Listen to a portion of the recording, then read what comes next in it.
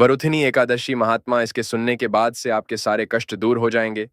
युधिष्ठिर ने पूछा, हे वासुदेव, वैशाख मास के कृष्ण पक्ष में किस नाम की एकादशी होती है? कृपया उसकी महिमा बताइए।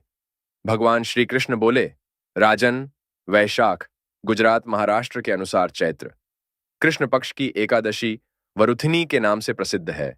यह इस लोक और परलोक में भी सौभाग्य प्रदान करने वाली है। वरुथिनी के व्रत से सदा सुख की प्राप्ति और पाप की हानि होती है। वरुथिनी के व्रत से ही मानधाता तथा धुंधुमार आदि अन्य अनेक राजा स्वर्गलोक को प्राप्त हुए हैं। जो फल 10,000 वर्षों तक तपस्या करने के बाद मनुष्य को प्राप्त होता है, वही फल इस वरुथिनी एकादशी का व्रत रखने मात्र से प्राप्त हो जाता है। नृपश्रेष्ठ, घुड्डे के दान से हाथी का दान श्रेष्ठ है। भूमिदान उससे भी बड़ा है। भूमिदान से भी अधिक महत्व तिलदान का है।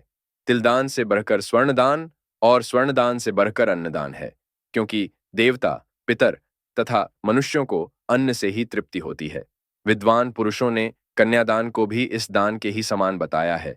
कन्यादान के तुल्य ही गाय का दान है, यह साक्षात भगवान का कथन है। इन सब दानों से भी बद्धा विद्यादान है। मनुष्य वृथिनी एकादशी का व्रत करके विद्यादान का भी फल प्राप्त कर लेता है। जो लोग पाप से मोहित होकर कन्या के धन से जीविका चलाते हैं, वे पुण्य का क्षय होने पर यात नामक नरक में जाते हैं। अतः सर्वथा प्रयत्न करके कन्या के धन से बचना चाहिए, उसे अपने काम में नहीं लाना चाहिए। जो अपनी शक्ति के अनुसार अपनी कन्या को आभूषणों से विभूषित करके पवित्र भाव से कन्या का दान करता है, उसके पुण्य की संख्या बताने में चित्रगुप्त भी असमर्थ हैं। वृथिनी एकादशी करके भी मनुष्य उसी के समान फल प्राप्त करता है। राजन, रात को जागरण करके जो भगवान मधुसूदन का पूजन करते हैं, वे सब पापों से मुक्त हो परम गति को प्राप्त होते हैं। अतः पाप भीरु मनुष्यों को पूर्ण प्रयत्न करके इस एकादशी का व्रत करना चाहिए। यमराज से डरने वाला मनुष्य अवश्य वृथिनी एकादशी का व्रत करे। राजन, इसके पढ़ने और सुनने से सहस्र गौदान का फल मिलता है और मनुष्य सब पापों से मुक्त होकर विष्णु लोक में प्रतिष्ठित होता है।